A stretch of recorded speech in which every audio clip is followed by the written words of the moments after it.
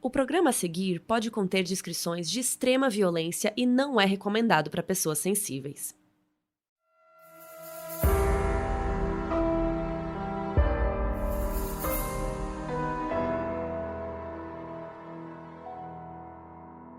Em 1974, 2 homens desapareceram em Reykjavik, capital da Islândia. 2 anos depois, uma mulher se lembrou de algo que poderia ajudar na investigação e 6 suspeitos confessaram. Anos depois, descobriram que nada disso era verdade. Você já ouviu falar em memórias fabricadas? Eu sou a Carol Moreira. E eu sou a Mabê. E no episódio de hoje, a gente vai contar o caso que ficou conhecido como as Confissões de Reykjavik.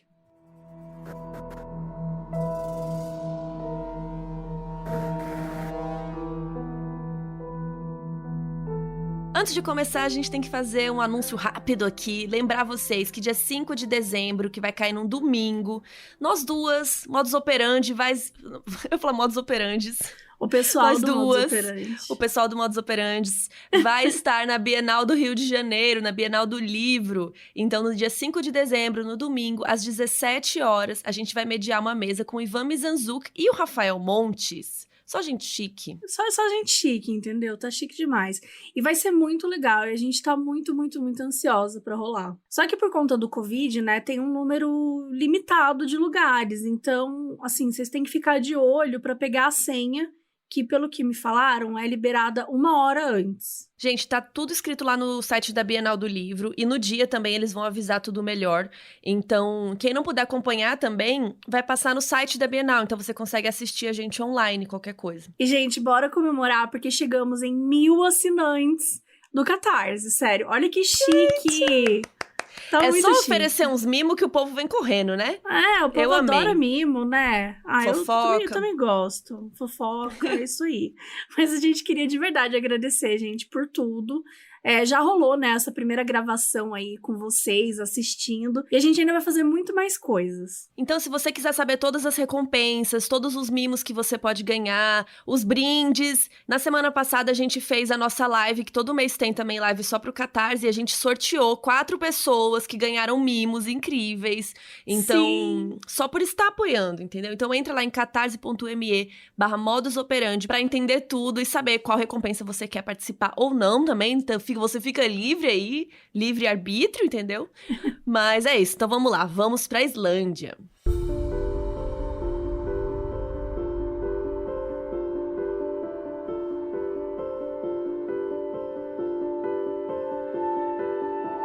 Sævar Ciesielski era um criminoso que ele já estava no radar da polícia da Islândia fazia um tempo. E esse tempo aqui a gente tá falando é assim, anos 70. Ele era um cara de cabelo comprido, na altura do ombro, bem escuros.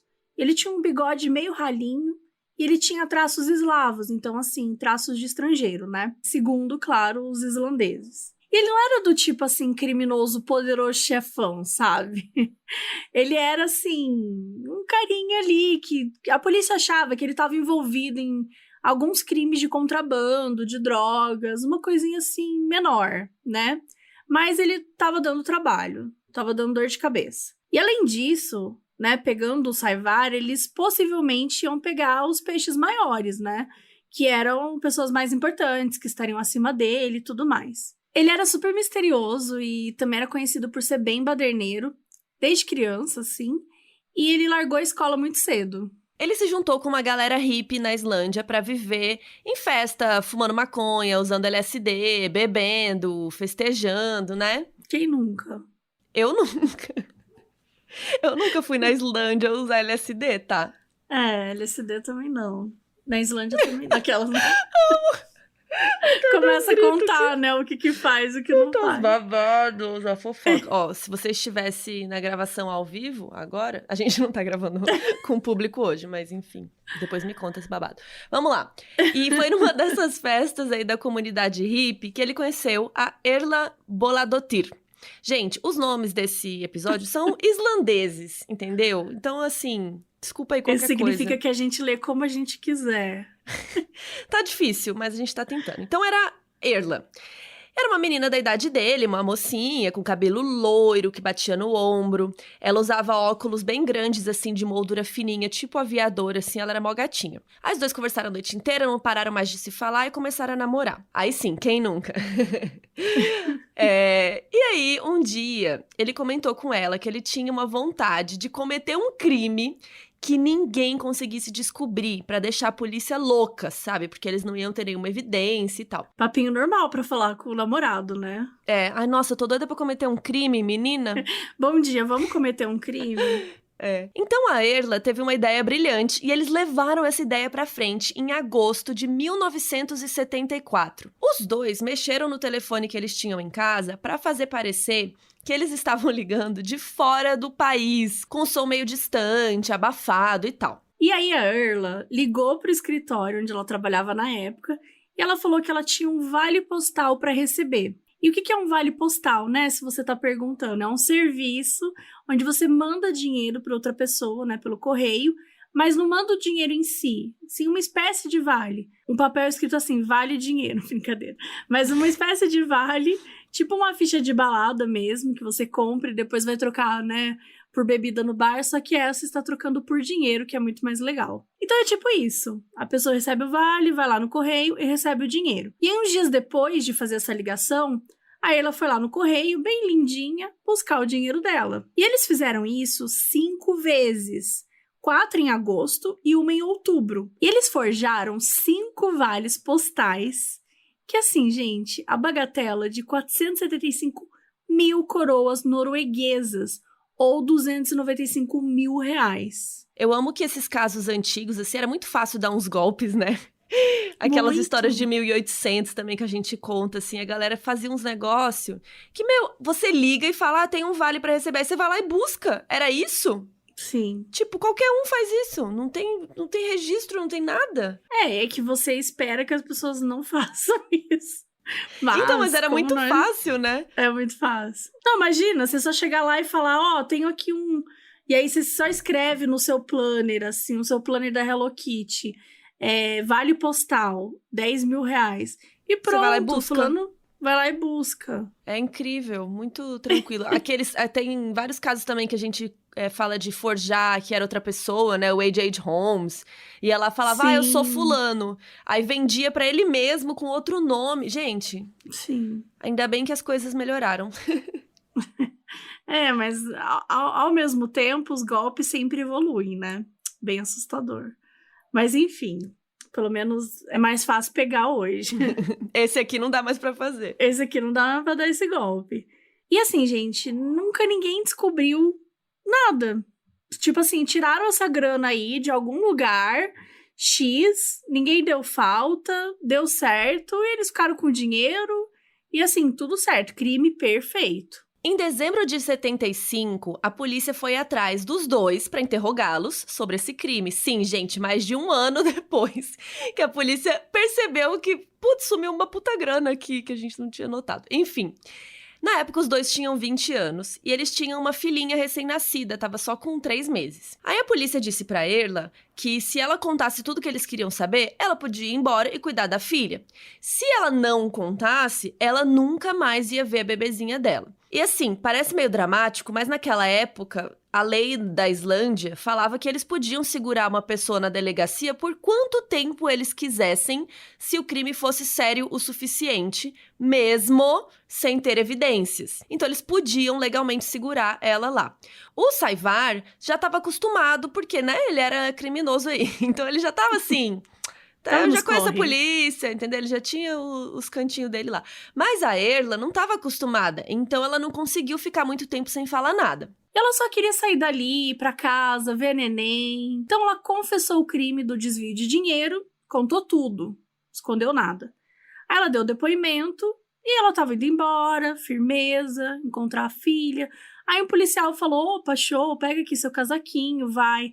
Niki, ela levanta da cadeira... O policial mete mas já que você tá aqui... Já que você tá aqui, dá uma olhadinha nessa foto. Vem cá, dá uma olhadinha nessa foto. E aí alguém mostrou, né, pra ela uma foto de um cara novinho que nem ela e perguntou, você conhece esse cara aqui? E aí a Erla falou, sim, conheço. É o Gudmundur Einarsson. Sim, gente, o nome do homem é Gudmundur Einarsson. Enfim, ela falou isso, é o Good. Conheço sim, a gente estudou junto no colegial.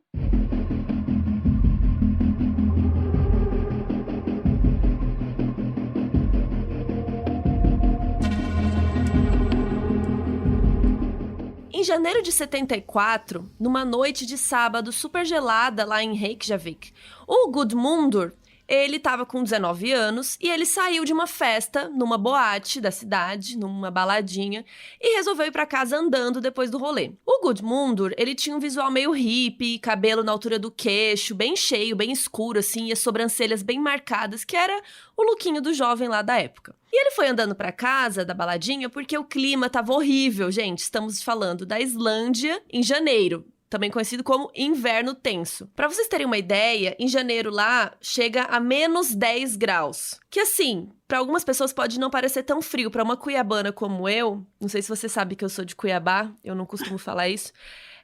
Mas assim, Breaking é muito news. frio. Breaking news! Cara, pra mim, 18 graus, pra mim, assim, já é a morte. Cara, 18 graus em Cuiabá, tá todo mundo de touca e bota, querida. Porque lá é Não. muito frio. Em São Paulo, eu tô de toque e bota. Eu vou estar de mantinha, de coberdron. 18 quê? graus, acabou coberdron. É um mix de cobertor com edredom. É verdade, existe um... Mas como que é isso? Por fora ele parece um edredom. E por dentro ele é uma mantinha, um coberdrinho, assim. Ah, por E dentro aí onde ele- encosta na pele, por exemplo. É, assim. onde encosta na pele. É mais macio.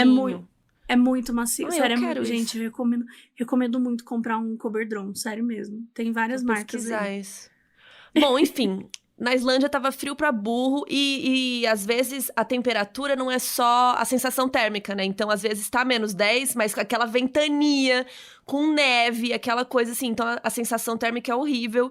E, enfim, quando tá nevando muito também, os carros não conseguem andar na pista, porque escorrega, é mó treta, viu? Vocês acham neve bonito? Vai morar na neve. Aquelas, eu nunca morei, mas vai morar pra você ver como é horrível. Dá cheio de problema. Enfim. Todos os taxistas da cidade já tinham ido pra casa, porque já tava super tarde, não dava pra dirigir, e foi lá Gudmundur dar o rolezinho e ir a pé embora pra casa. Só que Gudmundur estava na balada, né, gente? Então ele estava bêbado pra burro, que é como eu estaria. Então, assim, ele tava meio aquela coisa, né?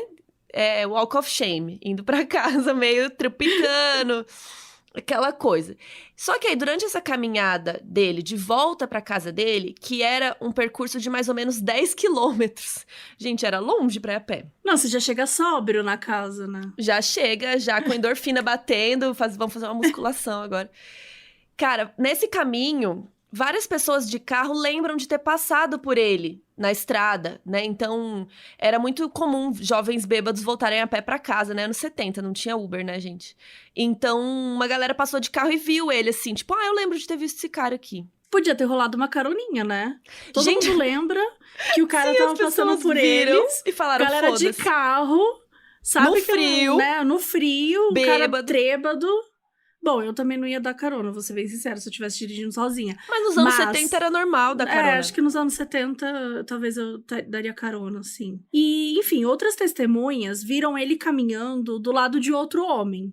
Só que a galera que viu de carro diz que quando viu ele de carro, ele já estava sozinho quando passou por ele. Então, aparentemente, em algum momento, ele, né, tinha um homem do lado dele, mas depois não tinha mais. E o Gudmundur até tava com alguns amigos na baladinha lá. Só que eles se separaram. Então, por isso que ele acabou indo embora sozinho, né? Antes dos amigos, até. E outra coisa que era muito comum eram as pessoas se perderem na neve e desaparecer mesmo, né? Porque o clima, ele muda muito rápido e isso pega as pessoas de surpresa. Gente, o turismo da Islândia agora tá assim, né? Eu não quero ir depois de toda essa conversa, eu não quero ir pra Islândia nunca. Meu Deus. Acho que um verãozinho, né? Um verãozinho na Islândia, acho que tá tudo bem. Melhor. Porque realmente... eu tenho bastante medo de neve, sabia? Dirigir na neve, essas coisas. É uma treta. Eu acho tenso. Mas enfim, no dia seguinte, no domingo, os amigos começaram a se ligar, perguntando um pro outro, cadê o Gudmundur? Alguém sabe de alguma coisa? Alguém viu? Mas ninguém sabia nada. Aí na terça-feira, tá? 3 dias já desaparecido. a polícia da Islândia criou lá uma equipe de busca com 200 pessoas para procurar o cara. Só que eles já começaram meio desacreditados, porque, como a gente comentou, era comum esse desaparecimento, né? A região onde ele estava ainda era conhecida por ser um grande campo de lava. Tudo não estava a favor dele, sério. Gente, um campo de lava, é isso que o nome diz. É uma grande lava, entendeu? De basalto, que é um mineral que fica em... Tipo, sabe quando o vulcão faz uma erupção? Então tem esse mineral, assim, e aí fica tipo uma lava, assim. E aí o chão fica super escuro e é muito perigoso porque essa lava, ela forma umas rachaduras no chão bem grandes, que são fundas o suficientes pra, tipo, se você cair nela, você já era, entendeu? Meio que... Como que fala? Fagocita a pessoa, assim. Tipo, cair na lava não é legal. Então, assim... Não caiu na lava. A galera tava, pô, Gudmundur voltou bêbado do rolê, tava a pé, né? O chão podia engolir ele, a neve podia engolir ele, sei lá, sabe? A galera tava meio tipo, não estavam ligando muito. Aí, beleza, algumas semanas se passaram sem que o Gudmundur fosse encontrado.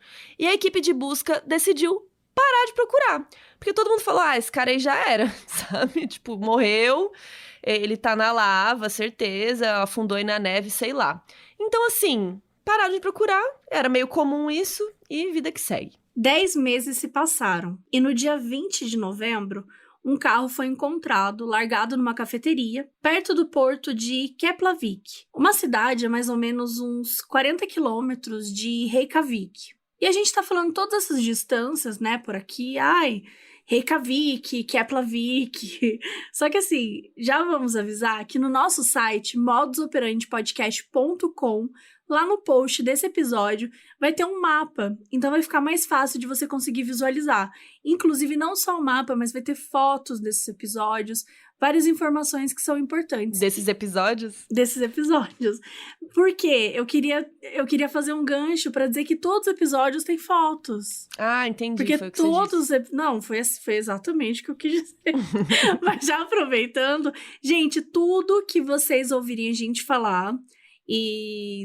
sei lá, um livro, citar alguma coisa, citar um momento, saibam que a gente tenta colocar várias informações no site para ficar bem completinho. Então, usufruam o site, gente. Ajuda nós. E assim, tudo que tem imagem a gente põe, sabe? Então, se tiver alguma imagem, vai estar lá. É isso aí, Carol. Obrigada, Babi. E o carro não tava... Foi meio global isso, né? Eu gostei. A gente é assim. Falando aqui diretamente do Projac. Diretamente. Mas assim, voltando, né, pro carro que foi encontrado, ele não estava trancado e as chaves ainda estavam na ignição. E aí a polícia fez uma consulta rápida e descobriu que o carro era de um trabalhador de construção civil. Gente, eu achei bem rápida, né, para os anos 70. Que a consulta rápida deve ter sido assim, ô Zezinho, aquele carro ali é de quem? Cidade lá pequena, falou assim, né? de quem é esse cara? É do Zé, do Cleitinho. Beleza, do Cleitinho. Tá bom, deve ter sido essa com... Bom, não sei, né, não tô zoando, mas realmente anos 70 não tinha uma grande tecnologia pra polícia conseguir averiguar de quem era aquele carro, então estamos jogando aqui que foi essa consulta. E aí descobriu que o carro era de um trabalhador de construção civil que tinha 34 anos, chamado, e vamos pra mais um nome estranho, Geirfinnur Einarsson. E aí, gente, você vai dizer, nossa, mas eu já ouvi esse nome antes. Não o primeiro, né? Porque não dá, mas o Einarsson. Por que você já ouviu esse nome antes? Porque é o mesmo sobrenome do homem anterior, do caso 1 que a gente falou ali atrás. Do Gudmundur. Mesmo sobrenome do Gudmundur. Só que não era parente, gente. Era só uma coincidência. Era tipo um Silva ali, entendeu? Isso que eu ia falar, é Silva do Brasil, será? É o Silva do Brasil, talvez, né? Então era só uma coincidência. Mas enfim, né? Já fica uma coisa meio estranha aí. E eles, inclusive, eram bem diferentes fisicamente, né? O Geirfinnur era um homem mais gordinho, bochechudo, com cabelo curtinho, bem junto da cabeça e dividido do lado. Então, assim, gente, temos aqui 2 casos e 2 homens desaparecidos. Então, o caso 1 é do Gudmundur, que é o carinha bêbado da balada, e esse caso aqui, que é o do Geirfinnur, que teve um carro encontrado. E a polícia falou, né, com a esposa do Geirfinnur, que contou que no dia anterior ele tinha saído de casa mais ou menos umas 10 da noite, e ele estava meio afobado, meio correndo, E ele falou pra esposa que ele tinha que resolver um negócio depois de atender. Tipo, ele atendeu uma ligação e ele falou pra esposa: eu tenho que resolver um negócio, meio afobado assim, e foi embora. Então a esposa não sabia dizer pra onde ele tinha ido, com quem ele tinha falado, ele só vazou. Inclusive, essa situação lembra bastante o caso Bizarro 3, do Ray Rivera, que teve uma queda misteriosa, né, Mabê? Você pode falar melhor, porque é um caso bizarro, foi você que fez. Sim, é um caso que é daquela série Mistério Sem Solução. E aí tem esse caso desse cara que ele atende uma ligação e ele fala: já tô indo, tá meio nervoso, meio afobado também. E aí depois ele é encontrado morto. E aí, enfim, né, as circunstâncias não são parecidas, mas tem essa coisinha aí que lembra. Então, como é um caso super misterioso, se você tiver interesse também, ouça lá o Caso Bizarro #03. E a polícia foi atrás pra tentar entender quem ele poderia ter encontrado, quem ligou pra ele, mas, né, não tinha tecnologia, não conseguiram identificar o número. Mas algumas testemunhas lá do café onde o carro estava estacionado disseram que mais ou menos 10h20, um cara de cabelo escuro entrou pra fazer um telefonema num telefone público que tinha dentro do café. Então talvez tenha sido aquela pessoa que tenha ligado pro Gryffindor, porque, né, tava no café o carro, o cara no café ligou pra ele. Então talvez ele tenha ido pro café encontrar o cara, né?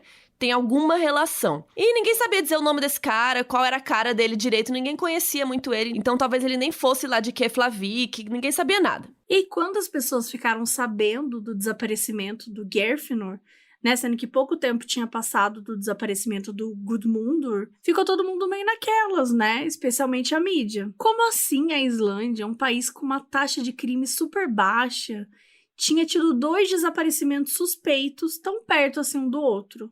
E com o mesmo sobrenome? Era muita violência para a Islândia, né? Isso é uma coisa que a gente não consegue nem entender. Ou como que deve ser um país que acha 2 desaparecimentos a coisa mais assustadora do mundo. Mas eu espero que um dia a gente viva isso também. Mas enfim, nessa época, né, em 74, a Islândia tinha 220 mil habitantes. Gente, vamos falar sobre isso. 220 mil habitantes. É muito pouca gente. É muito pouca. Acho que tem 220 mil habitantes na rua da minha casa, se bobear. Sabe? É assustador, mas é muito pouca gente. Então, assim, todo mundo se conhecia, quase todo mundo era parente em algum nível, assim. Então, era uma sensação muito interiorana mesmo, sabe? De muita confiança, de muita segurança. Então você pega essa taxa de criminalidade baixa. A polícia, as pessoas tinham uma super confiança na polícia, né? As pessoas não desconfiavam da mídia, né? Era tudo assim, tudo era belezinha, tranquilo, um conto de fadas, né? Mas por mais que as pessoas confiassem na polícia, até então a polícia não tinha nenhuma pista. Ou tinha? Até que tinha, porque aquele porto lá de Keflavik era um lugar onde muitos contrabandistas de bebidas se encontravam para trocar mercadorias. Por quê? Não que a bebida alcoólica naquela época lá fosse ilegal, mas os donos das boates e dos bares compravam a bebida de outros países, porque na Islândia era muito caro. Então ficava inviável ter uma baladinha lá, pagando muito caro o álcool. Então rolava um contrabando aí para comprar mais barato, né? E talvez essa bebida fosse batizada? Talvez. Então, para a polícia, o Gryffindor podia estar envolvido com esse contrabando, porque ele tinha se encontrado no porto lá com uma pessoa X no meio da noite. Então, era algo que poderia fazer sentido. Daí a polícia começou a falar com as testemunhas que estavam na cafeteria e elas fizeram um retrato falado do cara que fez o telefonema. Aquele cara que a gente disse aqui que ninguém sabia quem era e tal. E aí você pensa, beleza, temos um retrato falado, normal. Vamos espalhar esse retrato falado por aí, não é mesmo? Não. Acontece que um artista da cidade teve uma ideia de esculpir uma escultura de argila do rosto do suspeito. Gente, que sofisticação, Islândia, pelo amor de Deus. Acho que eles nunca viram um crime na vida. O cara querer esculpir uma escultura, meu Deus, o cara não tem nada. Em mármore. O cara não tem nada pra fazer, nada. Era a primeira vez que eles viram um crime na vida. Enfim, fizeram aí essa escultura e saíram por aí divulgando, né, essa escultura de argila. Inclusive, tem foto da escultura lá no nosso site, então assim, fiquem de olho. É uma escultura... É um cara branco, sei lá, um cara. Tipo, qualquer cara. Qualquer coisa, né? É muito X, assim. Mas Podia assim, tá não no precisavam museu. fazer uma porra de uma escultura. Faz um Não, desenho aí que é mais rápido, não, caceta. não precisava. Mas a partir daí, a polícia saiu divulgando a escultura, perguntando se alguém conhecia alguma pessoa que fosse parecida com a tal da escultura. E aí, eles chegaram num nome, Magnus Leopoldson. Até agora, um nome normal, vai. E esse Magnus, ele era gerente de uma boate em Reykjavik, e ele estava também no radar da polícia porque já suspeitavam que ele tivesse aí metido com os contrabandos de bebida alcoólica. E aí, depois de conversar com mais gente, a polícia descobriu que o Gurfinur, o desaparecido, ele tava na boate que o Magnus era gerente 2 dias antes dele desaparecer, também conversando com uma pessoa X, que não era a mesma da cafeteria, não era o cara da escultura. Era um cara que parecia ter uns 20 anos de idade, com cabelo loiro. Mas, quando parecia que a polícia ia chegar em algum lugar, eles não descobriram mais nada. Não descobriram quem era o moço loiro, se o Gurfinur estava envolvido com contrabando, onde que ele estava, né? Ele estava desaparecido ainda. Não descobriram nada, nada acontece feijoada. E também não encontraram nenhuma ligação com o primeiro caso do Gudmundur. Não tinha nada a ver uma história com a outra até então. Um tava bêbado, talvez, sei lá, caiu na lava. E esse aqui tava desaparecido, o carro dele ficou lá abandonado. Aí eles colocaram até equipes de busca no porto pra procurar ele na água, usando nadadores. Na terra eles colocaram cães farejadores. Mas assim, gente, 0, 0, 0, nada. Então os 2 casos foram meio que morrendo. Esse segundo caso da polícia de Keflavik, eles fecharam o caso em junho de 75. Mas eles ficaram de olho, né? Porque vai que aparece alguma informação assim. E é nisso que a gente volta pra quem? Pra Erla, a mocinha, mãe da bebê recém-nascida, que deu um golpe lá nos Correios com o namorado. Lembra que a polícia perguntou pra ela: "Você conhece este homem aqui?" A questão é que a Erla só reconheceu o Gudmundur, né, lá do caso 1, e era só isso mesmo. Ela só sabia quem ele era. Tipo, viu na foto e falou: é esse cara aí, X. Não só porque eles tinham estudado juntos, mas também porque uma vez ele estava numa festa que ela também estava. Normal. E aí, quando desapareceu, né, a notícia fez um barulho na época e tal, então ela pode também ter reconhecido por causa disso. Mas bastou ela começar a falar sobre isso para a polícia ficar mais incisiva, ficar mais grossa, e de repente virou um outro interrogatório e ela não conseguia mais escapar. E a polícia só queria saber de uma coisa: o que ela e o Saivá estavam fazendo na noite do dia 26 de janeiro de 1974. Pergunta muito específica, né? Só que ela não lembrava porque já fazia quase 2 anos. Então, assim, né? Imagina se chegar pra pessoa e perguntar o que ela fez 2 anos atrás. E depois de muita pressão que ela tava aguentando, assim, uma sensação muito pesada, um interrogatório super incisivo, a Erla acabou lembrando de um negocinho que aconteceu naquela noite. Só que ela não tinha certeza se era real ou se tinha sido um sonho. Ela lembrou que no dia que o Gudmundur, a gente tá falando do caso 1, da lava, né? Então, que talvez tenha sido da lava. Então, no dia que o Gudmundur desapareceu, ela tava sozinha em casa, num AP super pequeno que ela dividia com o Saivár, o criminoso, e era boy dela, né? Então, ela tava lá sozinha e ouviu alguém brigando do lado de fora, umas vozes. E aí ela reconheceu que uma das vozes era do Saivár, que teoricamente devia estar na Dinamarca aquele dia, mas ele vivia mentindo pra ela, então ela nem sabia se ele tava ou não tava. E outra voz da briga, ela reconheceu como sendo a do Christian, que era um amigo dele, branco de olho azul. E a última voz, ela não reconheceu. Então ela ouviu esses 3 homens brigando, tal, entrando na casa, e depois ela acordou mega assustada, meio com suor, assim. Então ela presumiu que tinha sido um sonho. E como ela tinha medo de ficar sozinha em casa, ela às vezes tinha pesadelo, ela ficava meio assustada, assim. Só que a polícia seguiu pressionando, pressionando, pressionando, e ela disse que na verdade ela não se lembrava do que tinha acontecido, que não era um sonho, que ela tinha realmente presenciado ou ouvido um assassinato. E ela esqueceu o que aconteceu porque ela ficou muito traumatizada. Tipo, oi? Calma, né? Escalonou muito rápido isso aí. E o que rolou foi que a polícia disse pra Erla que ela não ia deixar a delegacia enquanto eles não descobrissem o que tinha acontecido com o Gudmundur. Então, assim, depois dela já estar exausta de ficar presa na solitária, ela pensou: cara, eu vou contar qualquer história. Eu só preciso de uma história. Não importa, eu só preciso sair daqui. E a história que ela contou foi a seguinte. Que naquela noite, ela ouviu as vozes lá dos homens. E depois que eles entraram no apartamento, ela foi ver o que estava rolando. Quando ela chegou na sala, ela viu o Saívar, o Christian, que é o boy do olho azul, e aquele outro cara, carregando uma coisa super pesada, enrolada num lençol de cama. E ela disse que ela lembrava que a coisa enrolada tinha o formato de um corpo. Eles levaram aquela coisa pra fora e depois o Saívar voltou e disse pra Erla que ela não podia contar pra ninguém que aquilo ali tinha acontecido. Era uma história super vaga, cheia de inconsistências e ela meio que ela sabia que ela tava inventando, né? Ela tava assim, gente, pelo amor de Deus, até porque se isso tivesse acontecido, alguém no prédio teria visto, acordado com o barulho, com a coisa. Mesmo assim, a polícia acreditou na confissão dela e liberou ela. E ela pensou, bom, eles são policiais, eles vão confirmar tudo aquilo que eu falei e vão ver que é mentira, né? E pelo menos eu saí daqui e vazei. Só que, quando a polícia foi mostrar para o Saívar a confissão da Erla, ele disse que era verdade.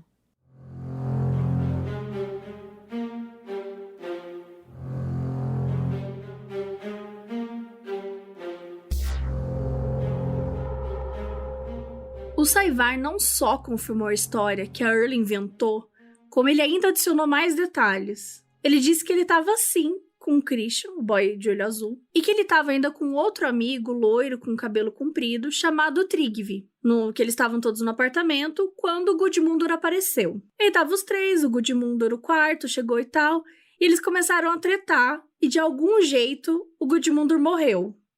E foi aí que eles enrolaram ele no lençol e foi quando a Erla viu. Aí eles chamaram um quarto amigo deles, que era o Albert, que era um cara branco, de cabelo escuro, e que tinha um carro.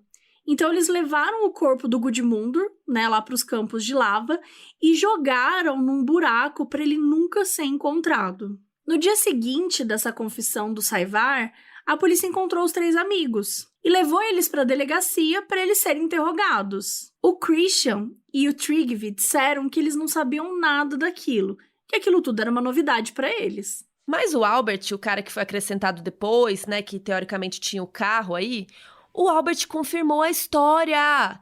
Ele disse que foi mesmo até a casa do Saívar e que ele viu pelo retrovisor quando os outros três colocaram o corpo no porta-malas do carro do pai dele, que era um carro amarelo da Toyota.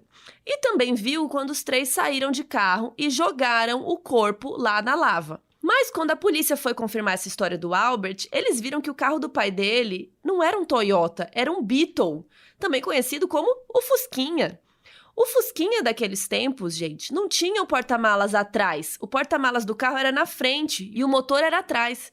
Então, não dava para ele ter visto o corpo sendo colocado no porta-malas pelo retrovisor. Ele teria que ter olhado para frente, né? Porque o porta-malas do carro era na frente. Então, assim, não fazia sentido essa história. E a polícia ainda pediu pro Albert, né, esse cara, levar eles lá no campo de lava para mostrar onde que eles tinham jogado a vítima. Mas chegando lá, o Albert não conseguiu dizer onde era. Afinal, né, essa história tá sendo completamente fake news, né? E a polícia pegou e falou, putz, ele não sabe onde é, porque ele é meio esquecido, né? Falou, putz, tudo bem, né? Até porque, depois que o Albert falou, os outros começaram a confessar também. Uns dias depois da confissão do Albert, o Christian, do olho azul, resolveu confessar que ele e o Tryggvi estavam mesmo na casa do Saívar, discutindo com a vítima, né? E que ele mesmo, o Christian, não estava participando da briga. Ele estava só olhando. Ah, eu tava lá, mas eu tava só olhando. Eu só vi, mas e ele não viu como a vítima morreu, porque ele estava muito bêbado, mas ele lembrava de ter levado o corpo da vítima no carro do Albert lá pra lava. O Tryggvi, que era o loiro, ainda ficou 2 semanas na solitária sem confessar nada, absolutamente nada. Mas, eventualmente, ele não aguentou e acabou contando pra polícia que ele lembrava de ter visto o Christian, o olho azul, e o Saívar brigando, e que foi o Saívar que matou a vítima com um chute na cabeça. Enquanto decidiam o que fazer com o corpo, cortaram o corpo em vários pedaços e foram colocando em sacos. Então, assim, gente, no final disso tudo, 4 pessoas confessaram um crime baseado numa história que a Erla inventou, citando um carro que não existia, e a polícia não tinha nenhuma evidência física e nenhum sinal dos corpos, nada. Em vez de ficar indignado, né, com o fato de que todos tinham confessado um crime que não aconteceu, a Erla começou a achar que ela que estava errada, e que talvez ela tinha visto sim o crime acontecer, e talvez tivesse esquecido, e que o tempo ali na polícia ajudou ela a lembrar. E aí a Erla começou a se perguntar, gente, o que mais que pode ter acontecido que eu não me lembro?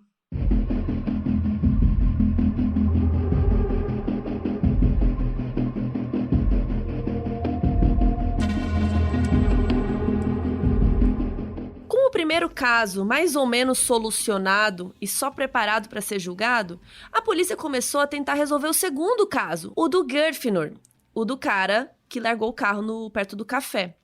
E perguntou pra Erla se talvez o Saívar tivesse alguma coisa a ver com aquele caso 2 ali também. Porque, né, vai que ele sabia. E aí a Erla falou, olha, tudo que eu sei desse caso aí é o que eu vi na TV, nas notícias. Mas a polícia não acreditou nela. Gente, a polícia achava que ela sabia de todos os crimes do mundo, né? Meu Cristo. Coloca ela num cantinho e tudo que os crimes que acontecer traz pra ela resolver. Ela sabe. A própria Sherlock Holmes. E a polícia, sabe-se lá por quê, achava que o suposto assassinato lá do Gudmundur teria relação com esse segundo caso aqui do Geirfinnur. Tipo, eles estavam conectados. E ainda mais porque, conforme eles foram investigando, eles descobriram que a Erla tinha um meio-irmão que conhecia um cara chamado Valdemar, que era do mesmo grupinho que o Magnus, o gerente da boate, onde este cara aqui, o cara 2, a vítima 2, estava antes de desaparecer 2 dias antes. Gente, olha a curva que a polícia tá fazendo. Sim. Enfim, a polícia foi falar com o Saívar sobre isso. E ele disse, sim, eu conheço essa galera, eu tava com eles na noite que o Geirfinnur desapareceu. Ou seja, o Saívar assumiu que esse segunda vítima aí, nessa noite que o cara desapareceu, ele tava com essa turminha. Então o Saívar comentou que ele tava nessa noite aí com essa galera. Quem que é essa galera? O irmão da Erla, o Magnus, que era o gerente da boate, e o Valdemar. E os 3 foram encontrar o Geirfinnur lá no porto de Keflavik para buscar um carregamento de bebida. Daí, chegando lá, 2 desceram do carro para ir pegar esse carregamento, os outros 2 ficaram dentro do carro, matando o tempo e tal. E aí, quando os outros 2 voltaram, na hora combinada, o Magnus estava sozinho e disse para eles, gente, aconteceu um acidente. O Geirfinnur caiu do barco e morreu afogado. Gente, que história é essa? Você sai, aí volta, a Mabê caiu aqui, ó. Morreu. Enfim, de acordo com o Saívar, né, essa era a história, e o Saívar disse que o Magnus, o gerente da boate, tinha contado isso pra ele. Só que assim, a polícia anotou tudo e levou pra quem? A gênia, a Erla, pra perguntar se ela sabia de alguma coisa. E a Erla falou, gente, que sim, sabia. Não é que eu sei dessa história aí, menina? Ela é o próprio meme, e sim, eu tava lá. Eu tava lá. É verdade, eu tava lá. Gente, ela disse que tinha ido pro porto com esses caras. E lá eles encontraram o irmão dela, a vítima, e o Christian, de olho azul. Gente, lembra o Christian de olho azul lá do outro crime, do crime 1? Ela meteu o cara nesse rolê 2 aqui também. Do nada. Eu fiquei passada. Gente, não dá. Como assim? Então, assim, por causa de mais uma história da Erla, o Christian tinha mais um crime nas costas. Porque, né, até agora ele só tava com aquele do primeiro lá. Que ele nem tava participando, porque ele tava só olhando. Que, assim, muito provavelmente ele não tava em nenhum dos 2, né? Mas, enfim, ela botou ele no apartamento lá no crime 1 e agora ela botou ele aqui nesse crime 2 no Porto. Enfim, a Erla disse também que em algum momento começou uma briga e ela se escondeu pra esperar terminar. Só que quando ela foi procurar as pessoas, não tinha mais ninguém e ela voltou pra casa de carona. Que carona é essa? Não sei, ela não falou. Quando o Saívar chegou em casa mais tarde, depois que ela, ele não falou mais nada do assunto. Depois de passar um mês preso e na solitária, o Christian não tava muito bem. E nem, na verdade, ninguém tava bem, gente. Ninguém, nem os outros suspeitos. O Trygve, né, o loiro que teoricamente estava envolvido no crime 1, era viciado em drogas e durante todo esse tempo que ele ficou na prisão, ele teve várias crises de abstinência. e vários episódios de delírios, ficava ouvindo vozes e tal, mas em nenhum momento ele confirmou essa história do Savar e da Erla. Ele não confirmava. Para curar a abstinência de drogas do Trygve, a polícia dava para ele uma série de remédios sedativos e antipsicóticos. Só que assim, a polícia acabou dando meio que para todos os suspeitos. Isso fazia com que todos ficassem super confusos, super sonolentos. Então assim, quando a polícia começou a interrogar o Christian, né, agora que estava envolvido nos 2 crimes, sobre o que aconteceu com a vítima 2, a vítima do Porto, ele ficou super confuso com as perguntas. Ele falou que ele só tinha estado em Keflavik 2 vezes. Mas aí, depois de um tempo de interrogatório, o Christian disse que talvez, não sei, talvez uma dessas vezes que ele tinha ido para a cidade tenha sido na época que a vítima desapareceu. E ele lembrou que em algum momento de 1974, ele foi de carro até o Porto e lá ele encontrou o Savar, a Erla e o irmão da Erla. O Christian não lembrava de mais nada e de mais ninguém, mas essa história já batia um pouco com a da Erla. Então a polícia foi e prendeu o irmão da Erla, o Magnus da boate e o Valdemar, que são todo mundo que foi citado, eles prenderam. E prenderam mais um. O dono da boate, que o Magnus era gerente e não tinha nada a ver, que nem foi citado, também prenderam. Falaram, foda-se. Prenderam o dono da boate também. Traz esse aí também. Gente, os 4 não só negaram qualquer tipo de envolvimento com essa vítima, com qualquer coisa, como eles também tinham álibis. Então, assim, eles tinham provas de que eles não estavam, né, naquele lugar, eles estavam em outros lugares. E lembrando que a polícia não tinha qualquer evidência física, só tinha essas histórias aí que eles estavam contando. Mesmo assim, a polícia jogou os 4 na solitária para eles ficarem lá até confessarem. Só que isso nunca aconteceu, porque eles sempre negaram tudo. Na mídia, os 2 desaparecimentos e as prisões dessas 8 pessoas desencadeou muitas teorias de conspiração, rumores. As pessoas começaram, assim, as pessoas já estavam conectando esses 2 casos, já estavam acreditando em tudo que estava falando, já havia todo mundo como culpado. Aquela coisa, né, que a gente sempre fala. Como que seria o Lollapalooza na Islândia? Lollapalooza. Nossa, Enfim, não tenho a menor ideia. Foi não que tenho a pôr menor ideia. mais consoante. Deve ser mais consoante. Look Mas, tava rolando isso aí. E as pessoas, elas começaram a ligar, dentro dessas grandes teorias ali, elas começaram a ligar os 2 desaparecimentos com um grande esquema de contrabando encabeçado por nomes importantes do alto escalão do Partido Progressista. E assim, ficou ainda pior porque o presidente do partido era o ministro de Justiça na época. Então ficou parecendo que o cara estava tentando burlar a justiça, e isso colocou ainda mais pressão para que a polícia solucionasse o caso e tal, e acabasse com a desconfiança que estava começando a crescer entre as pessoas.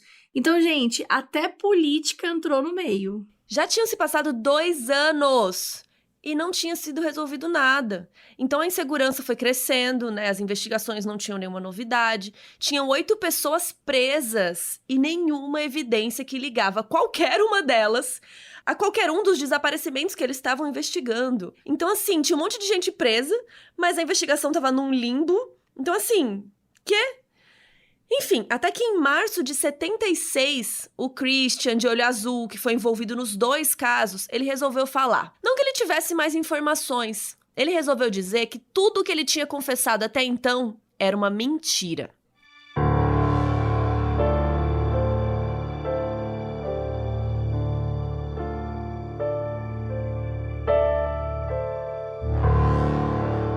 O Christian falou, gente, eu inventei aquilo tudo.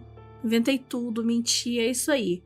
E claro que a polícia não acreditou. E aí a polícia continuou interrogando ele, continuaram insistindo, até que o Christian confirmou que sim, que ele tinha ido no Porto mesmo, tinha visto os caras com a vítima 2. Só que enquanto tudo isso estava acontecendo, no final de março, o Savar também falou que estava inventando tudo. E que comentou dos caras da boate porque eles tinham ameaçado a Erla, que era a mulher dele, né, naquela época. E como eles tinham ameaçado ela uma vez, ele falou aquilo pra se vingar. Então, assim, o caso 2, da vítima 2 lá do Porto, que já não tinha nada de concreto, começou a ruir ainda mais. Por quê? porque tava esses dois caras aí falando que estavam mentindo tudo, e as pessoas que estavam presas tinham álibi. Estavam presas até hoje, mas elas tinham álibi. E aí, depois do primeiro depoimento que a Earla deu pra polícia, falando que ela tinha visto no apartamento, a polícia liberou ela, porque ela era só uma testemunha e tal, então ela não era parte do crime. Só que, como ela era parte da outra história do crime 2, lá do Porto, a polícia prendeu ela como cúmplice. E ela ficou presa junto com o Saïvar, o Trygve e o Christian, do olho azul, que vale lembrar, eles estavam presos durante todo esse tempo, eles nunca tinham sido liberados. Ou seja, só a Earla que foi liberada um momento da polícia, mas aí depois teve essa nova ligação, essas novas histórias, ela foi presa de novo. E a Earla continuava sendo interrogada. E nessa última vez, ela estava tão fora de si que os detetives pediram para as guardas ficarem com ela 24 horas por dia, porque eles tinham medo que ela tentasse contra a própria vida. E numa das noites, até um padre ficou com ela, até de madrugada, para tentar fazer ela se acalmar. Até que ela começou a falar e a história dela só foi ficando pior. Ela contou que naquela noite lá no Porto rolou mesmo uma briga, mas que ela não fugiu e se escondeu. Que ao invés disso, o Saïvar deu pra ela uma arma e ela mesma atirou no Geirfinnur. Gente, como assim? Depois dessa nova confissão da Earla, a polícia islandesa resolveu juntar os três. Ela, o Saïvar, que era o boy dela, e o Christian, o amigo de olho azul. E resolveu botar eles numa acariação, que é quando você coloca várias pessoas numa sala para elas contarem a história e ver se alinha, né? Porque quando as pessoas estão contando histórias diferentes, precisa tudo chegar numa história só, né? Qual que é a verdade? Então a Earla foi na acariação e contou essa última história aí, que é ela que matou. Aí o Christian confirmou a versão dela, falou, show, foi ela mesmo. Só que o Saïvar falou, não, gente. Como assim você tá mentindo? Você sabe que você tá mentindo. E o Saïvar começou a perguntar umas coisas bem específicas pra ela, tipo, de onde veio a arma? Como que você atirou? De onde você aprendeu a atirar? Ele ficou revoltado com essa história que ela contou. E antes dele terminar de questionar essa história aí, uns guardas que estavam acompanhando a cariação bateram nele e levaram ele de volta pra cela. E ficou por isso mesmo.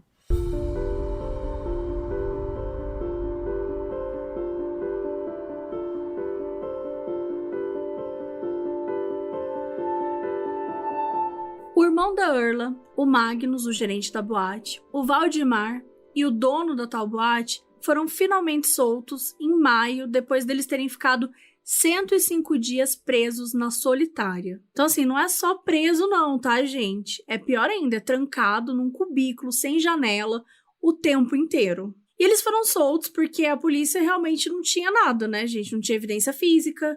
A Earla não tava mais falando deles na história, tava falando que ela que tinha atirado, os caras tinham álibi, então assim, não teve como, eles tiveram que soltar. E nesse momento o caso tava assim, a Earla, o Saïvar, o Christian e o Trygve estavam presos. Esses todos do caso 1 e alguns também do caso 2, porque foi tudo se misturando. O Albert, lembra o cara que tava com um carro lá no caso 1, que era um carro X e depois, na verdade, descobriu que era um Fusquinha.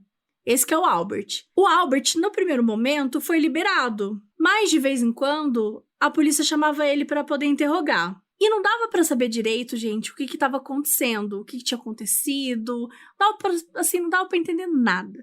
Porque todos os depoimentos eram diferentes um do outro, ficava mudando toda hora. Então, por exemplo, não tinha um consenso que a vítima 2, a do Porto, tinha morrido afogado ou apanhado ou tinha levado um tiro na cabeça.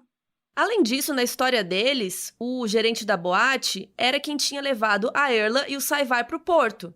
Então, se o gerente da boate, o Magnus, foi inocentado, porque ele tinha um álibi, quem que levou eles pro Porto, então? Né? Tipo, eles falaram que foi o fulano, mas fulano tem álibi.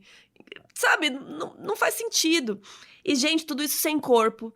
Nem corpo tinha. Não tinha evidência, tinha nada. Ao invés de buscar um outro ângulo de investigação, a polícia foi se afundando nessa teoria de que eles estavam reprimindo memórias traumáticas. Então eles pensaram, bom, se a gente continuar interrogando eles, uma hora eles vão lembrar. Só que não é bem assim que funciona, né? Primeiro porque se fosse mesmo um caso de memória reprimida, quem tinha que trabalhar nisso eram terapeutas, e não detetives, que não sabiam o que estavam fazendo, né? Começa por aí. Esse é o tipo de coisa que precisa de um tratamento. É claro que a gente está falando dos anos 70. As preocupações eram outras, né? O segundo motivo era porque naquela altura do campeonato, o Saivar já estava de saco cheio. E quando ele disse para a polícia que ele tinha inventado tudo e que tudo era mentira, que ele só queria se vingar dos caras da boate, ele nunca mais voltou atrás. Então, mesmo depois de tudo isso, ele seguiu dizendo que tinha inventado a história, não estava cooperando com a polícia, não estava fazendo o que eles queriam. Só que assim, o que a polícia fazia para ajudar o Saivar a lembrar as coisas? Os guardas deixavam uma luz muito brilhante e forte, acesa na cela dele, o tempo todo, para que ele não conseguisse dormir. E se ele conseguia dormir, os guardas faziam um barulho na porta para ele acordar. Numa ocasião, 3 guardas afogaram ele na pia do banheiro. E eles continuaram afogando até um dos guardas resolver parar, senão o Saivar podia morrer. E aí que não ia ter confusão, não é mesmo? Gente, e as torturas não aconteceram só com o Saivar. A própria Earla falou que ela foi abusada sexualmente por um dos detetives do caso, e isso fez com que a saúde mental dela ficasse cada vez pior, e ela começasse a delirar. Ela começou a criar várias teorias conspiratórias. Uma vez, ela acusou o JFK de estar envolvido no assassinato. Gente, sim, o presidente dos Estados Unidos, que inclusive já tinha morrido há mais de uma década antes dos desaparecimentos. Ou seja, né, a polícia torturava, deixava os caras na solitária. Solitária também é um tipo de tortura. Você colocar pessoas por 100 dias na solitária, muitas dessas pessoas, elas acabam confessando coisas que nem fizeram, porque é uma tortura muito grande. Então, o próprio Saivar, eles afogaram, abusaram sexualmente da Earla. Quer dizer, é uma confissão de verdade que tá acontecendo. Davam remédios pra eles, né? Deixavam eles sonolentos, deixavam eles drogados. Simplesmente eram os piores policiais da história da Terra. Então, assim, não é de se espantar que essa história toda virou uma chacota, virou piada. Nada levava a lugar nenhum, nenhum depoimento fazia sentido, não tinha evidência, nada se confirmava. Então, em julho de 1976, o ministro da Justiça da Islândia, que estava lá sendo super pressionado e tal, e suspeito, né, porque ele era o presidente do Partido Progressista, ele resolveu chamar um detetive alemão chamado Karl Schütz para poder ajudar nas investigações. E ele era um daqueles caras que era conhecido por ser fodão, sabe? Aquele detetive, o Don Douglas deles. Então, assim, é um cara que trabalhou no serviço secreto, fazia o rolê acontecer. Então ficou um sentimento na população, agora vai, né? É um detetive muito capacitado, especializado, exigente, agora vai ficar tudo certo. Quando o Schütz chegou lá, ele ficou de cara com quão desorganizado estava tudo aquilo e como a investigação era uma grande bagunça sem sentido e sem evidências. Então ele montou uma força-tarefa com 7 pessoas e começou a trabalhar. Antes de mais nada, o Schütz pediu uma série de exames forenses sobre o caso 1. Então ele pediu exames nos apartamentos dos suspeitos e no carro do Albert. Mas os testes não encontraram nada. Inclusive, nem no porta-malas onde supostamente o corpo da vítima esteve. Depois disso, ele examinou todos os depoimentos e usou eles para fazer uma colcha de retalhos e foi montando uma nova teoria. Mas uma que descartava a possibilidade da Earla ter atirado no Gryffindor, na vítima 2, porque ele não acreditava que ela tinha atirado nele. Outra prioridade do Schütz era encontrar os corpos, e eles fizeram uma busca que durou meses, mas não encontraram nada. Então, depois de juntar os depoimentos, procurar pelos corpos, interrogar mais ainda os suspeitos, o Schütz chegou na própria conclusão dele, que eles tinham matado o Gryffindor, a vítima 2, queimado o corpo dele e enterrado as cinzas. E isso também tinha a ver com os novos depoimentos que eles estavam dando. É tão chocante isso, porque ninguém tinha falado isso antes. Aí agora, como não acharam corpo, falaram isso. Enfim, além disso, eles tinham que provar quem que tinha levado o Saivar e a Earla pro porto, lembra? Porque o Magnus tinha álibi, então não podia ter sido ele. E aí, pra essa história ainda fazer sentido, eles chegaram num cara chamado Gudjon, que era um cara mais velho que os outros, ele era um professor, ele era muito culto, assim, e ele era um conhecido bem distante do Saivar. E bem distante mesmo, porque ele nem conhecia aquela galera ali. Só que mesmo assim, com a ajuda de mais interrogatórios com os 3, eles confirmaram que o Gudjon foi quem dirigiu até o porto lá em Keflavik, onde eles mataram a vítima 2. E até o Saivar confirmou isso. Porque depois de todos os interrogatórios e torturas, ele voltou atrás no último depoimento, né, que ele tinha falado, que era mentira e tal. E, assim, ele voltou atrás e desconfirmou e confirmou de novo, sabe? Aquela coisa mesmo do torturado. No dia 12 de novembro, a polícia prendeu o Gudjon. Gente, mais uma pessoa presa. Que tava de boa em casa, Tava de boa em casa.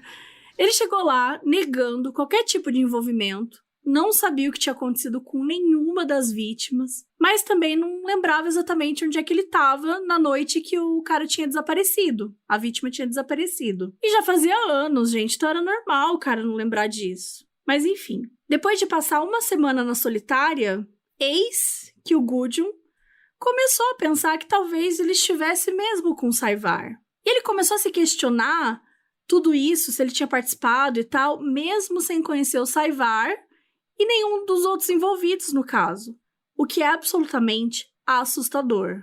Enquanto ele estava lá na solitária, a polícia também deu para ele os mesmos remédios que deu para os outros, então ele foi perdendo mais a noção da realidade, ele começou a achar que tinha bebido muito e tinha esquecido que estava com o Saevar aquele dia, e agora ele estava lembrando. Ele inclusive confirmou que ele tinha ido mesmo ao porto e que lembrava daquele lugar, confirmou a história, que foi ele que foi dirigindo. O Gudjon também falou que rolou uma briga e que nessa briga a vítima 2 acabou morrendo. Como que morreu? Não lembrava.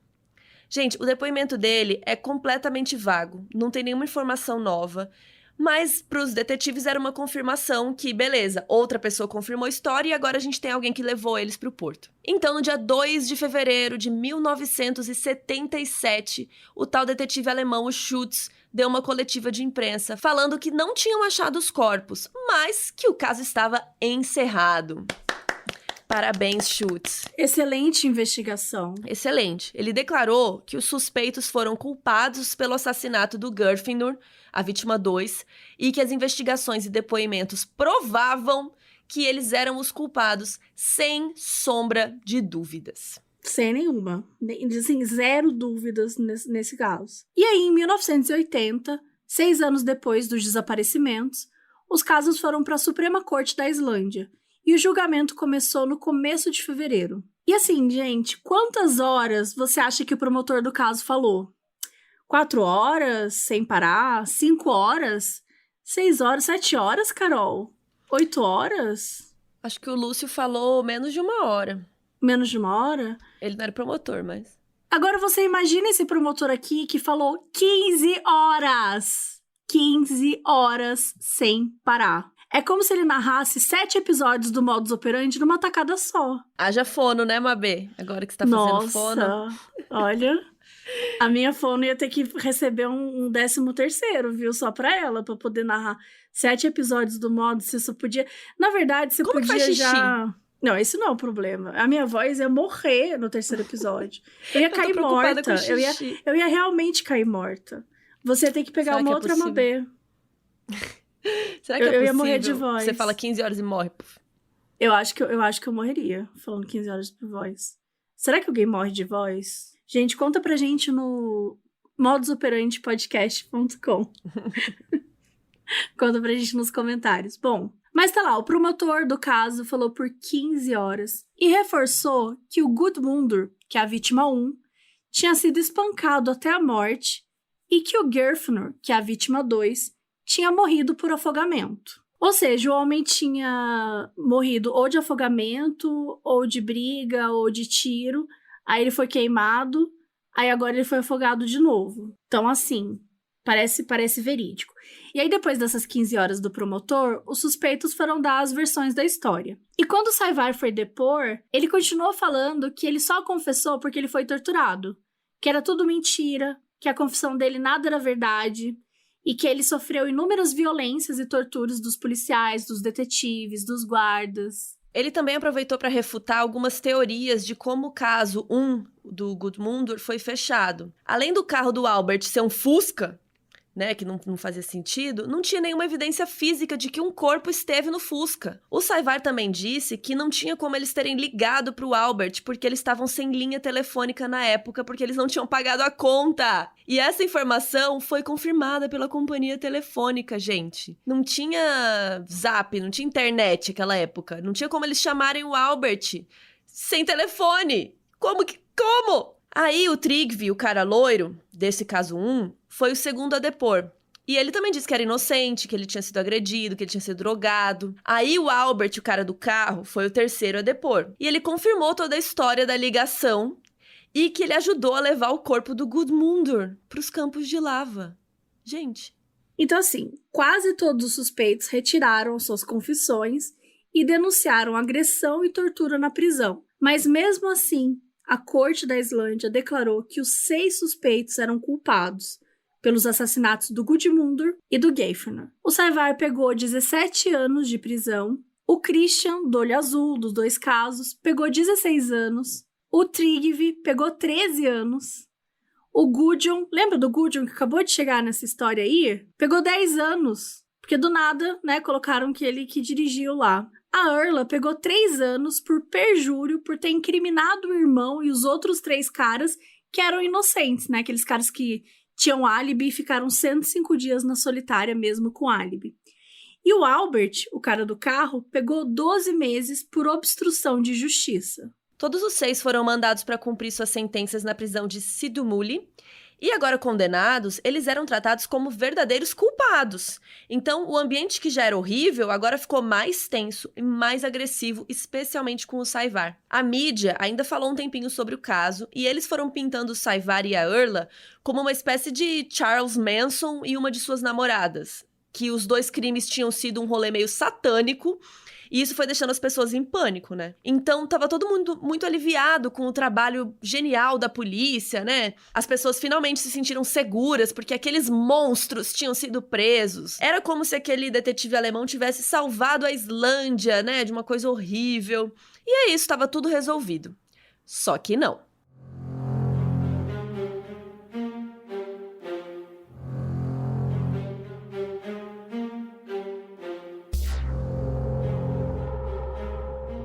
O Savar foi o último a cumprir a sentença completa. Gente, ele ficou preso todos os 17 anos. E depois que ele saiu em 1997, ele chegou a casar de novo, teve filho e vazou. Foi para os Estados Unidos com a família. Só que ele não conseguia viver uma vida normal porque ele ficou obcecado em limpar o próprio nome.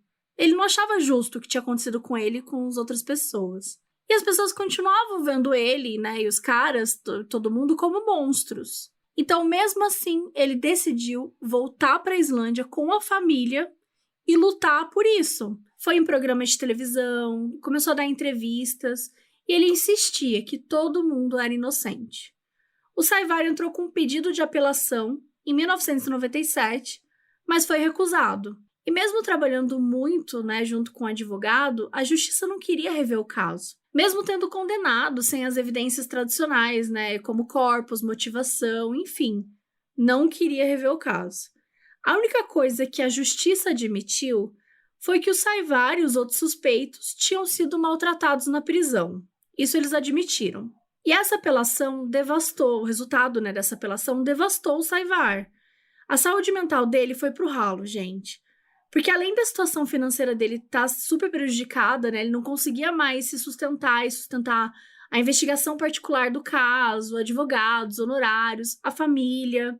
E assim, ele começou a ganhar um certo apoio popular, quando as pessoas foram vendo a palhaçada que tudo tinha sido. Só que quanto mais o tempo passava, mais esse apoio ia diminuindo. E ele se via cada vez mais sozinho e afastado da própria família. Em 99, ele entrou em uma depressão profunda e ele acabou indo viver em situação de rua, sem nenhuma perspectiva e muito frustrado com a justiça que tinha falhado miseravelmente com ele. Ele bebia muito, usava drogas, mas as pessoas eram gentis com ele porque sabiam o que ele tinha passado, né? Muita gente tinha pena dele. Ele passou anos recorrendo a apelações para que as acusações fossem retiradas e que os nomes fossem limpos, mas ele nunca conseguiu isso. E em 2011, quando ele tinha 56 anos, ele sofreu um acidente e morreu. E isso acabou virando notícia e as pessoas lembraram da história dele, né? Passaram a discutir esse caso novamente. E aí a própria Erla, que estava viva, ela começou a falar do caso e a população começou a fazer uma pressão em cima da justiça. Uma repórter chamada Helga Arnardóttir começou a entrar em contato com os que estavam vivos, com as famílias, e foi assim que ela chegou até a família do Tryggvi, o cara loiro. Ele tinha morrido de câncer em 2009. Mas a filha dele, a Kristin, tinha guardado vários diários que ele escreveu enquanto estava preso. A repórter pegou o diário e levou até um psiquiatra forense especializado em falsas confissões, que avaliou tudo que estava escrito e chegou à conclusão que aquele material era um estudo de caso sobre memórias fabricadas, de uma confissão que não era confiável. Esse psiquiatra, chamado Gisli Gudjonsson, considerou que o caso de Reykjavik era um caso de síndrome de desconfiança da memória. E que o Tryggvi tinha escrito no diário e tal, mostrava todo o raciocínio confuso e cheio de delírios de uma pessoa que tinha passado mais de 2 anos na solitária, cheia de remédios e apanhando de policiais para confessar um crime que ele nunca cometeu. Depois que a repórter juntou todas essas informações, ela fez uma matéria super completa e divulgou isso na mídia. O então ministro da Justiça, Ögmundur Jónasson, ele pediu para que o caso fosse revisto por uma equipe dedicada só para isso, especialmente para determinar como é que aquelas confissões tinham sido obtidas. O que aconteceu foi que depois de examinar os documentos do caso e ver que faltava um monte de relatório, a justiça concluiu que 5 dos 6 presos sofriam da síndrome citada pelo psiquiatra forense, com exceção do Savar, que sempre soube que estava mentindo e falava isso o tempo todo. A investigação também constatou que os suspeitos tinham sido interrogados muito mais vezes que o que tinha sido registrado. O Savar, por exemplo, ele foi interrogado, gente, 180 vezes em um período de 2 anos, no equivalente a 340 horas, ou seja, ele foi interrogado uma média de 14 horas por mês.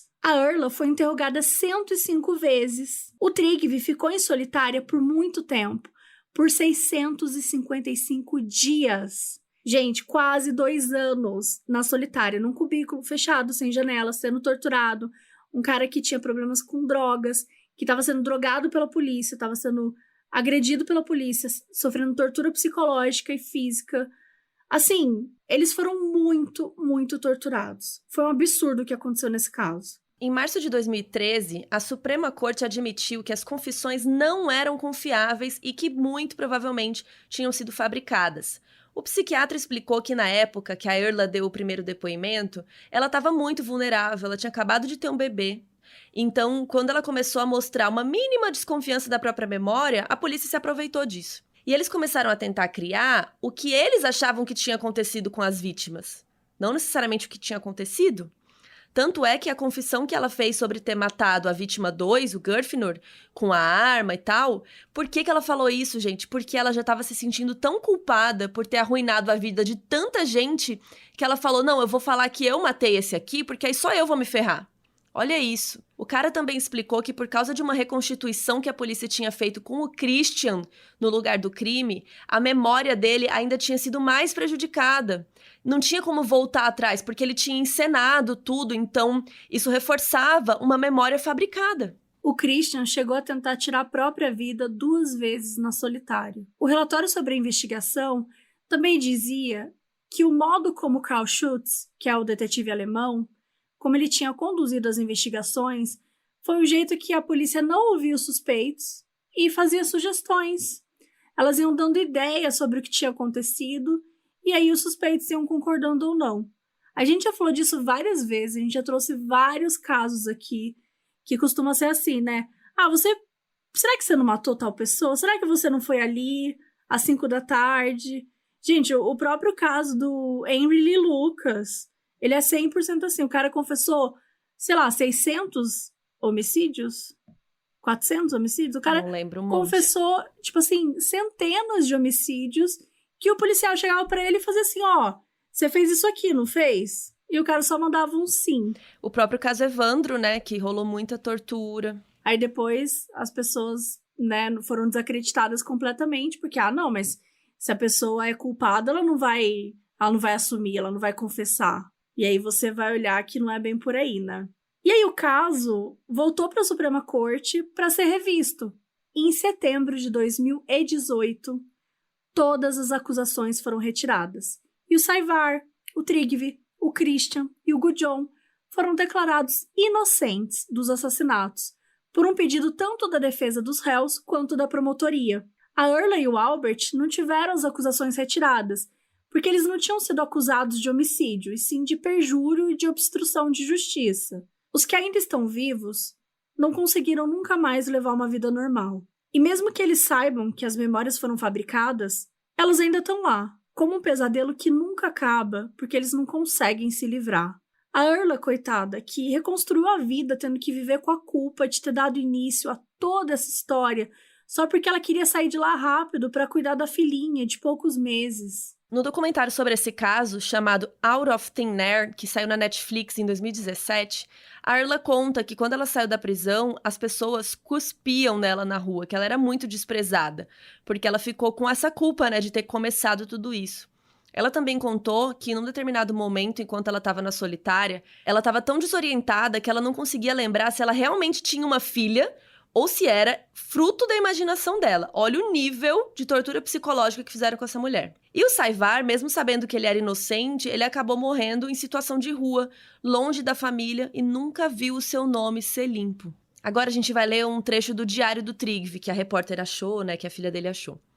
17 de abril de 77. Tendo estado em custódia continuamente por 16 meses e 11 dias, incluindo 14 meses de isolamento totalmente só, devo aguentar firme. Não devo ter medo, pois sou inocente e a justiça sempre prevalece. Ele morreu e nunca viu essa justiça prevalecer. Por causa da tortura psicológica que os policiais submeteram os vários jovens com o único intuito de encerrar o caso, diversas vidas foram destruídas. E como se isso não fosse suficiente, por causa dessa tortura e dessas confissões falsas, as famílias do Gudmundur e do Geirfinnur, as duas vítimas, elas nunca tiveram justiça e nunca souberam o que realmente aconteceu em 74. O caso até hoje permanece sem solução, sem corpos, sem evidências, apenas um rastro de destruição e muita injustiça.